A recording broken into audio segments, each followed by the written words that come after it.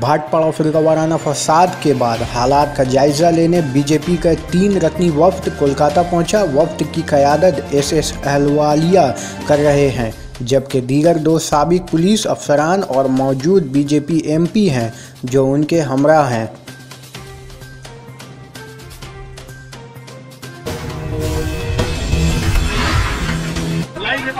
भाटपाड़ा की जो घटना घटी है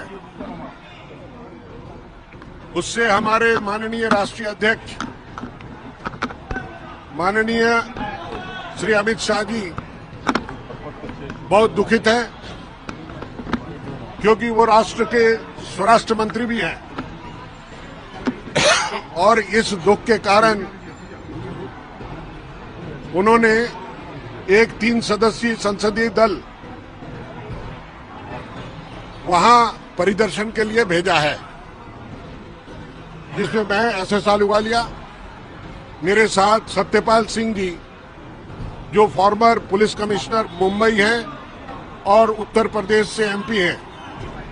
और विष्णुदयाल राम जी जो झारखंड से एमपी हैं और वहां के फॉर्मर